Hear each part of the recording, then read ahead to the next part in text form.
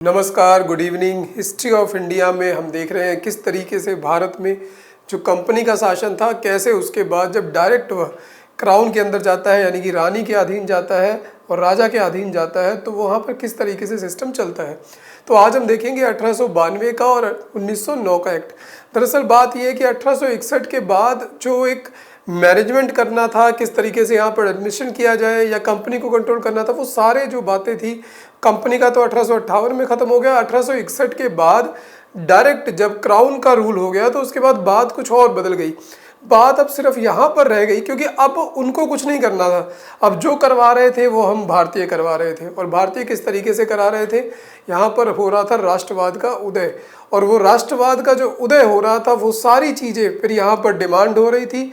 Demand जब की जाती थी तो उसको वो पूरा नहीं करते थे, आधा अधूरा पूरा करते थे।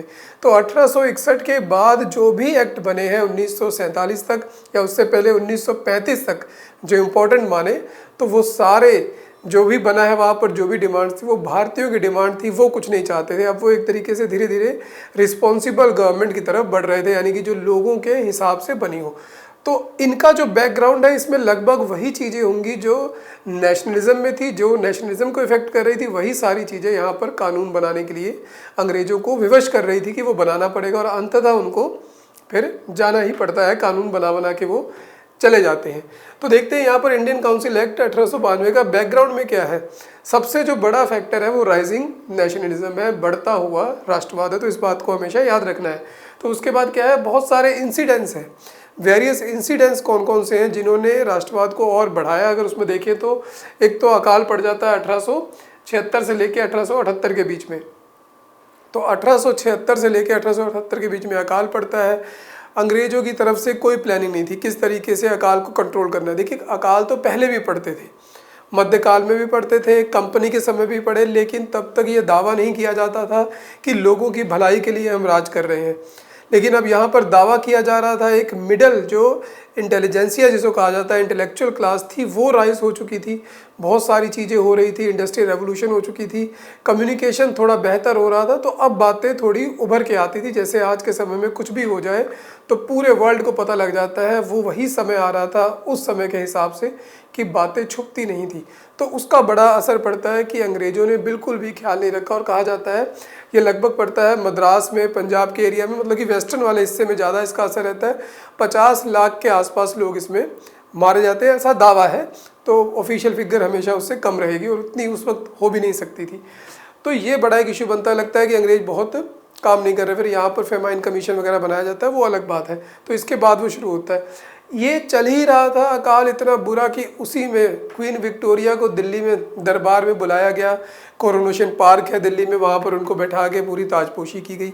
तो ये सारी बातें क्या कर रही थी, ये दिखा रही थी कि प्रायोरिटी क्या है अंग्रेज़ों की। अपना देश है, अपनी पार्लियामेंट है, अपने लोग हैं, हम यहाँ पर अब बिल्कुल अछूत की तरह ट्रीट किए जा रहे हैं। तो वहाँ पर आगे इसके बाद देखें तो फिर कॉटन ड्यूटी का एक मसला उठा। यहाँ पर फेमाइन पड़ा हुआ है, यहाँ पर रेवेन्यू ठीक नहीं है, फाइनेंस ठीक नहीं है, और वहाँ पर जो कपड़े बनते थे कॉटन के, उनके ऊपर यहाँ पर लगा दिया गया 5% ड्यूटी की। जब वो आएंगे तो इम्पोर्ट ड्यूटी। तो जो लंकाशायर में जो कंपनी जहाँ पर हुआ करती थी, जहाँ पर कॉटन बनता था, लंकाशायर पूरा एक एरिया था कॉटन के लिए, तो उन्होंने कहा कि ये ठीक नहीं है। पार्लियामेंट में बहस हुई वहाँ पर।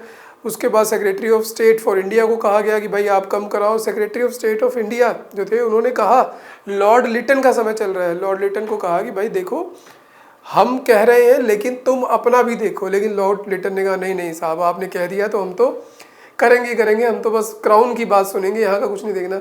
जबकि वहाँ भी डिवीज़न था और यहाँ पर जो काउंसिल थी, एग्जेक्टिव काउंसिल, वो बिल्कुल अगेंस्ट थी। लेकिन उसके बावजूद लिटन ने यहाँ पर जो 5% ड्यूटी थी उसको माफ़ किया।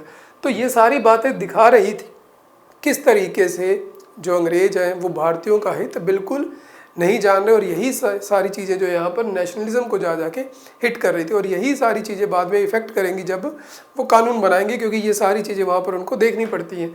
बैकग्राउंड में देखिए, और इंग्लिश एज ए लैंग्वेज अब यूज़ हो रही थी, as a common language. Macaulay ने लॉन्च करा दी थी, सब लोग पढ़ गए थे, यूनिवर्सिटी बन चुकी थी मद्रास की, कलकत्ता की, बॉम्बे की। तो अब वो एजुकेशन सिस्टम भी आ रहा था, कम्युनिकेशन हो रही थी। पहले बंगाली बम्बई में आके मराठी में कैसे बात करता है, एक बिचौलिया चाहिए था। अब इंग्लिश से वो डायरेक्ट बात कर रहे थे, वहाँ की बात यहाँ पता लग रही थी, डिस्कशन हो रही थी, तो ये सारी चीज़ें फिर वहाँ पर डिमांड की जाती थी।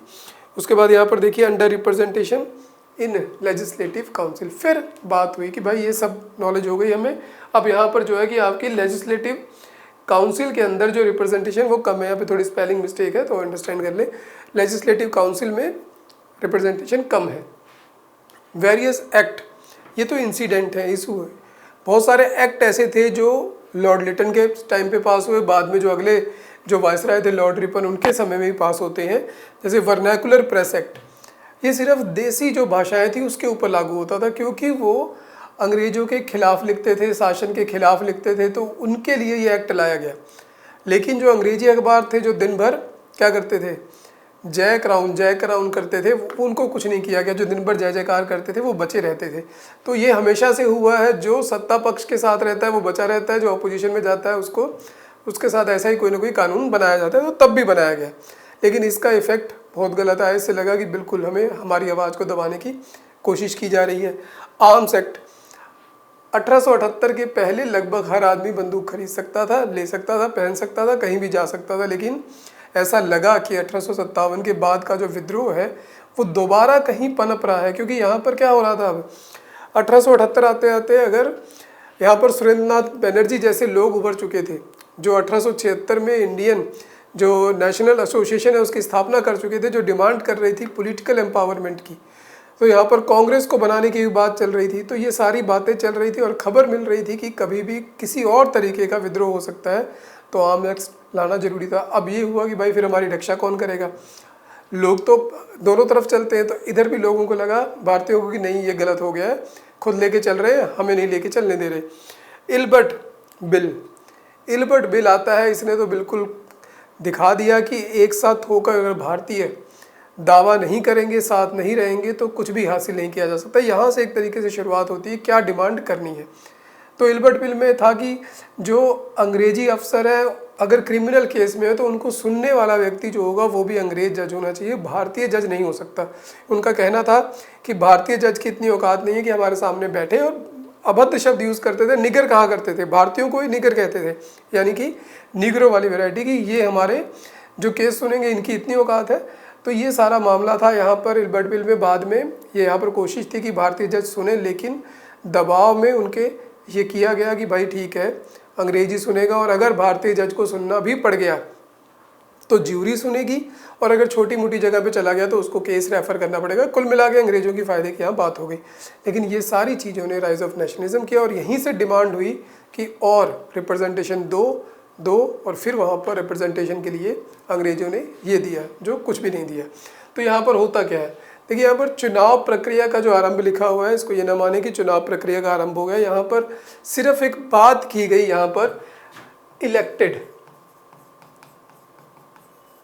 इलेक्टेड शब्द यूज किया गया, इलेक्शन शब्द नहीं यूज किया गया। इलेक्टेड का मतलब यहाँ पर केवल एक था कि नॉमिनेशन, कहने का भाव कि सिर्फ एक नॉमिनेटेड कैंडिडेट होना था। उसको देख लेते हैं क्या, पहले और प्रोविजन देखते हैं। विधानसभा परिषद थी, उनका विस्तार किया गया हर जगह पर। यहाँ अब 16 मेंबर कर दिए गए। 16 जब मेंबर किए गए, 10 से लेके 16 में कहा गया कि जो 5 आदमी होंगे वो नॉन ऑफिशियल होंगे, लेकिन वो इलेक्टेड भी हो सकते हैं। इलेक्टेड का मतलब यहाँ पर सिर्फ ये था कि जो प्रोविंशियल जो लेजिस्लेचर है, जिसमें बम्बई था, मद्रास था, बंगाल था और नॉर्थ वेस्ट प्रोविंस थी, जिसके बारे में पहले भी डिस्कस की कि आगरा और अवध वाला एरिया, वो प्रोविंशियल लेजिस्लेचर एक एक आदमी को भेजेंगे, और चैम्बर ऑफ कॉमर्स जो कलकत्ता है वो एक आदमी को भेजेगा।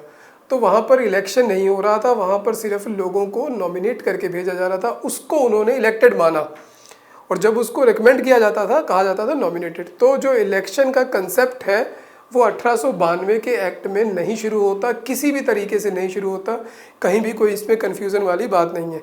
तो यहाँ पर चुनाव प्रक्रिया का कोई आरंभ नहीं होता है, यहाँ पर इलेक्टेड शब्द का यूज़ होता है, सिर्फ वो नॉमिनेटेड है। किसी भी आम आदमी को किसी भी दायरे में कोई भी वोट देने का वहाँ पर अधिकार नहीं दिया जाता। यही सारा काम किया जाता है प्रोविंसेस में, प्रेसिडेंसी में। वहाँ पर कहा जाता है कि वहाँ पर भी कुछ इलेक्टेड हो सकते हैं, उनको कौन चुनेगा, डिस्ट्रिक्ट बोर्ड, म्यूनसिपैलिटी, यूनिवर्सिटी। ठीक है, तो यहाँ पर आम लोगों की बात नहीं हो रही, वैसा इलेक्शन यहाँ पे कुछ नहीं हो रहा, और जो भी हो रहा है वो नॉमिनेशन के तरीके से ही हो रहा है। फिर उसके बाद परिषद के सदस्यों को इन्होंने कहा कि अब तुम कुछ सवाल पूछ सकते हो। पहले तो आज़ादी ही नहीं थी पूछने की, अब कहा कि फाइनेंसिस पे कुछ पूछ सकते हो लेकिन सप्लीमेंट्री नहीं पूछ सकते। एक बार तुमने पूछ लिया, हमने जवाब दे दिया, बस ख़त्म, जो हमने कह दिया फिर तुम पूछोगे नहीं। उसके बाद कहा गया कि अगर आप चाहो तो पब्लिक मैटर पे भी कोई सवाल पूछ सकते हो, बस पूछ सकते हो, जवाब नहीं दिया जाएगा क्योंकि वो हम नहीं देना चाहते। तो ये सारी यहाँ पर बातें थी। और उसके बाद अगर देखें तो पहली बार भारतीयों को प्रांतीय और केंद्रीय विधान परिषदों में नामांकित किया गया, तो नॉमिनेट किया गया, और शायद वहाँ पर गलती से लिख दिया गया। तो उसका हुआ क्या, उसमें सुरेंद्र नाथ बनर्जी, गोपाल कृष्ण गोखले और बहुत सारे ऐसे लीडर जो कांग्रेस से भी जुड़े हुए थे। कांग्रेस तो बनी चुकी थी 1892 आते आते 1885 तक, तो कांग्रेस के बहुत सारे लीडर थे, ये वहाँ पर पहुँचते हैं, तो ये नॉमिनेट होते हैं, वहाँ पर पहुँचते हैं। तो 1892 के एक्ट को अगर हम देखें तो नेशनलिज्म की बढ़ती हुई डिमांड को मद्देनज़र रखते हुए धीरे धीरे भारतीयों को मौका दिया जा रहा है, लेकिन इलेक्शन की बात अभी भी नहीं हो रही है, कंप्लीट रिप्रेजेंटेशन अभी भी नहीं हो रहा है। जो मेजॉरिटी है वो नॉन ऑफिशियल की नहीं है, वो ऑफिशियल मेजॉरिटी है, यानी कि कुछ भी अभी नहीं हो रहा है, केवल एक धोखा है ताकि ये दिखाने के लिए कि यहाँ पर कुछ ना कुछ किया जा रहा है। तो उसके बाद फिर समय बदलता है, 1892 के बाद 1909 आता है, और 1909 आते आते तो पूरा विश्व ही एक अलग सी करवट ले चुका था, अलग ही दौर चल रहा था। उस दौर को भी देखते हैं क्या था। तो अगर देखें तो जैसे मिंटो मोर्ले रिफॉर्म कहा जाता है। मिंटो जो थे वो वायसराय थे, मोर्ले जो थे secretary of state for India थे। तो इसको मोंटेमिलो रिफॉर्म भी कहा जाता है, इंडियन काउंसिल एक्ट ऑफ 1909 भी कहा जाता है। तो यहाँ पर फिर से अगर हम देखें तो नेशनलिज्म एक बहुत बड़ा फैक्टर है। यहाँ पर राष्ट्रवाद तो बढ़ता ही जा रहा है। राष्ट्रवाद कितना बढ़ गया कि राइज ऑफ एक्सट्रीमिज्म हो गया, दोनों तरफ पॉलिटिकल एक्सट्रीमिज्म भी हो गया, जहाँ पर बाल गंगाधर तिलक, लाला लाजपत राय, बिपिन चंद्र पाल, बाल लाल पाल की जहाँ पर बात की जाती है, उस तरीके के लोग भी यहाँ पर आ चुके हैं। वहीं पर ये वो दौर चल रहा है जब खुदीराम बोस, जिसको कहा जाता है कि पहला रेवोल्यूशनरी फेज, जहाँ पर एक तरीके से क्रांतिकारी जो कि वायलेंस में यकीन रखते थे उनका उदय हो रहा था, खुदीराम बोस का उदय हो रहा था। इस तरीके का जो समय था वो दोनों तरफ से चल रहा था। तो नेशनलिज्म था, राइज ऑफ एक्सट्रीमिज्म भी था, और उसके अलावा क्या हो रहा, देखिए यहाँ पर कैसे हौसला मिल रहा था। रशिया को हरा दिया था किसने, जापान ने 1904-05 में। ऐसा लग रहा था ये कैसे हो गया, जापान एक छोटा सा और रशिया को हरा दिया। भारतीयों को लगा कि अब तो एशिया के अंदर कुछ दम आने लगा है क्योंकि जापान एशिया में है। उससे पहले भी एक करामात हो चुकी थी 1896 में। एब्सीनिया जो कि आज का इथोपिया है, उसने इटली को हरा दिया था 1896 में। तो ये चीज़ें उभर के आ रही थी कि हराया जा सकता है, ये इनविंसिबल नहीं है, इनको बिल्कुल हराया जा सकता है। उसके साथ देखें कर्जन की पॉलिसी, जो लॉर्ड कर्जन थे, जो कहा जाता है कि जितना नुकसान अंग्रेजों के शासन को लॉर्ड कर्जन और लॉर्ड लिटन ने पहुंचाया उतना किसी ने नहीं पहुंचाया, और दोनों को आज हमने समझ लिया। तो लॉर्ड कर्जन है ये, इनको देखकर ही पता लग रहा है कि शायद दिमाग कहीं और किसी और ही फितूर में था। लॉर्ड कर्जन का कहना था कि जो मैं कर रहा हूँ उससे मैं 1000 साल तक इस शासन को मेंटेन करूँगा। 1904-05 में लॉर्ड कर्जन कह रहे थे कि 1000 साल ये शासन चलेगा जैसा मैं चला रहा हूँ, और 40 साल भी नहीं चला, उससे पहले ही लड़खड़ा गया था। 40 साल तक तो बस नाम का चलता रहा, लगभग 1942 के बाद कुछ था नहीं। तो राइज ऑफ एक्सट्रीमिज्म हो जाता है। तो कर्जन क्या करता है, ये आते ही अपनी खुराफात में लग जाता है। कलकत्ता कॉरपोरेशन एक्ट बनाता है जहाँ पर नॉन ऑफिशियल मेजोरिटी को कम कर देते हैं, ऑफिशियल मेजोरिटी आ जाती है, मतलब जो मन चाहेगा वो करेंगे। क्यों, क्योंकि कलकत्ता वो बन रहा था जो कि नेशनलिज्म का गढ़ था। उसी के बाद आता है इंडियन यूनिवर्सिटी एक्ट, जहाँ पर फिर से जो ऑफिशियल मेजोरिटी थी उसको बढ़ा दिया जाता है। तो ये सारी चीज़ें अब एंटी इंडिया साफ दिखाई दे रहा है। यहाँ पर ऑफिशियल सीक्रेट एक्ट आ जाता है। इसमें जो राजद्रोह था, सेडिशन था जो 124A वाला, उसके अंदर सज़ा को और पुख्ता कर दिया जाता है। कई सारे और प्रावधान उसमें जोड़ दिए जाते हैं। पार्टीशन ऑफ बंगाल, जो रही सही कसर थी वो पार्टीशन ऑफ बंगाल में करके कर्जन ने पूरी कर दी। और फिर उसके बाद जो दौर शुरू होता है स्वदेशी मूवमेंट का, वो हम सब जानते हैं, या उसको हम कभी और किसी और वीडियो में डिटेल में समझेंगे। तो स्वदेशी मूवमेंट शुरू होती है, उसी में वो बाल लाल पाल का एक उदय होता है कि बस अब ख़त्म कर दो अंग्रेज़ों को। लेकिन यहीं पर एक और चीज़ भी हो रही थी। जब ये सब कुछ हो रहा था, नेशनलिज्म का राइज हो रहा था, कांग्रेस बन रही थी, इंडियन नेशनल एसोसिएशन बन रही थी, तमाम चीज़ें हो रही थी, तब एक सेक्शन बिल्कुल शांत बैठा था, मुस्लिम आइसोलेशन। 1857 के बाद, उस विद्रोह के बाद बस वो शांत हो गए। हर चीज़ में अपने आप को आइसोलेट करते चले गए। तो उस वक्त उनको लगा कि मेजॉरिटी तो है इनकी ही, लगभग कहा जाता है कि 66-33% के आसपास ये सिस्टम था पॉपुलेशन का, 66% हिंदू 33% वो। जब पूरा कंबाइंड इंडिया हुआ करता था तो आइसोलेशन में थे ये, एजुकेशन में पीछे रह गए, सब चीज़ों में पीछे रह गए। फिर इनके दिमाग में एक ही आइडिया है कि हम अपने लिए कुछ मांग लें। तो शिमला डेपुटेशन होता है 1906 में, आगा खान उसको लीड करते हैं, जाकर कहते हैं कि देखो हमने क्राउन की बहुत सेवा कर दी है पिछले 50 साल में, अब हमें कुछ दिया जाए। और फिर मॉर्ले मिंटो ने कहा कि वेरी गुड, आपने तो सच में बहुत कुछ दिया है, अब हम आपके लिए ज़रूर कुछ करेंगे। उसके बाद वहाँ पर एक्ट पास होता है 1909 का, इंडियन काउंसिल एक्ट। उसमें पहली बार प्रावधान किया जाता है। देखिए 2 मेंबर जो हैं वो जो सेक्रेटरी ऑफ स्टेट वहाँ पर होते थे, होम काउंसिल, उसमें भी एडमिशन दी जाती है। और भारत में जो एग्जेक्टिव काउंसिल हुआ करती थी वायसराय की, उसमें पहली बार किसी भारतीय को जगह मिलती है और उनका नाम होता है सत्येंद्र सिन्हा। ये उनकी तस्वीर है। तो 1909 में सत्येंद्र सिन्हा को जो वायसराय की एग्जेक्टिव काउंसिल थी उसके अंदर जगह मिलती है, जिसमें शुरुआत में 4 मेंबर थे, 5 थे, अब धीरे धीरे मेंबर उसमें बढ़ रहे हैं। मेंबरों की गिनती पे अब सवाल नहीं आएगा, मेंबरों की गिनती पे पूछा जाता है तो वहीं तक पूछा जाता है, वहीं तक वो याद रखा जा सकता है। तो यहाँ पर सत्येंद्र सिन्हा को उसमें जगह मिलती है, पहली बार ऐसा होता है। लेकिन यहाँ पर किया क्या जाता है, यहाँ पर एक ही बात है बड़ी, उसके बाद जो भी होगा 1861 के बाद सब जगह पर प्रोविंशियल लेजिस्लेचर को बढ़ाया जाएगा, पावर जो है थोड़ी बहुत डिवॉल्व की जाएंगी। यहाँ पर भी यही हुआ है, सेंटर में नंबर बढ़ा दिए गए, 60 आदमी कर दिए गए, जिसमें 9 जो थे वो एक्स ऑफिशियो थे, यानी कि गवर्नर जनरल हो गया, कमांडर इन चीफ हो गया, ऐसे जो परमानेंट मेंबर हुआ करते हैं काउंसिल के, वो 60 मेंबर जब वो बैठेंगे कानून बनाने के लिए। इसी तरीके से प्रोविंसेस में भी कर दिया गया, दोनों जगह पर जो दायरा बढ़ा दिया गया। अब उनको थोड़े से सप्लीमेंट्री क्वेश्चन पूछने की इजाज़त दे दी, कुछ पब्लिक मैटर पे और इजाज़त दे दी, लेकिन अभी भी फॉरेन अफेयर के बारे में पूछने वगैरह की कोई इजाज़त नहीं थी। तो सवाल वगैरह पूछने की थोड़ी बहुत यहाँ पर इजाज़त दे दी गई। लेकिन जो सबसे बड़ा काम किया गया, आगा खान जब वहाँ पर जाके मिल के आते हैं तो बहुत खुश होते हैं। अब उनके दिमाग में क्या था, हम क्या मांग रहे थे, रिप्रेजेंटेशन, उन्होंने कहा दे देते हैं, लेकिन कैसे देंगे। उन्होंने कहा एक तरीका है, एक तो हम देंगे इनडायरेक्ट इलेक्शन। इनडायरेक्ट इलेक्शन का मतलब अप्रत्यक्ष इलेक्शन। एक ऐसा सिस्टम बनाया गया जिसमें कुछ लोग जिनकी कुछ इनकम तय की गई वो क्या करते थे, एक इलेक्टरल कॉलेज को चुनते थे। जैसे अभी राष्ट्रपति का इलेक्शन होता है तो इलेक्टरल कॉलेज क्या है, एमपी के वोट हो गए, एमएलए के वोट हो गए, वो इलेक्टरल कॉलेज है जिनको हमने पहले चुन दिया। इसी तरीके से कुछ लोग इलेक्टरल कॉलेज चुनते थे। इलेक्टरल जो कॉलेज था वो म्यूनसिपैलिटी और इस तरीके के डिस्ट्रिक्ट बोर्ड इनको चुनता था। फिर ये लोग चुनते थे प्रोविंशियल लेजिस्लेचर को, प्रोविंशियल लेजिस्लेचर में जो मेंबर बैठेंगे, फिर वो सारे मेंबर चुनते थे जो सेंट्रल लेजिस्लेचर में बैठेगा, यहाँ पर जो 60 आदमी बैठेंगे। तो देखिए कितना इनडायरेक्ट हो गया कि जिसको चुना है कॉलेज को वो आगे किसको वोट दे रहा है वो पहले वाले आदमी को नहीं पता, वो किसको देगा उसको नहीं पता। तो पहली बार जो इलेक्शन का एक टर्म यूज़ की जाती है, एक थोड़ा सा सेंस दिया जाता है, वो 1909 में दिया जाता है। और इतना इनडायरेक्ट है कि इसको इलेक्शन कहना ही बेवकूफ़ी है, लेकिन फिर भी ये इनडायरेक्ट इलेक्शन की शुरुआत थी 1909 के एक्ट में। और इसके बाद उन्होंने क्या किया, उन्होंने कहा इलेक्शन दे दिया तो अब ऐसे तो गड़बड़ हो जाएगी। तो उन्होंने कहा भारत जो है वो टेरिटोरियल जो कॉन्स्टिट्यूंसी है, यानी कि जैसे आजकल होता है कि भाई ये दिल्ली है, ये लखनऊ की सीट है, लखनऊ की वेस्ट है, कानपुर देहात है, कानपुर अर्बन है, ये नहीं कहते, ये भारत में सूट नहीं करता। भारत तो अलग देश है, तो क्लास इलेक्टोरेट होगा। क्लास में क्या होगा, जिसके पास ज़्यादा ज़मीन है वो अलग से वोट देंगे, जिसका धर्म अलग है, खास करके मुस्लिम, इनको मुस्लिमों को दिया गया कि भाई तुम अलग हो, तुम्हें अलग से वोट दी जाएगी, और कुछ जनरल। ठीक है, तो देखते हैं क्या है वहाँ पर। तो यही इसमें मेन इंपॉर्टेंट है।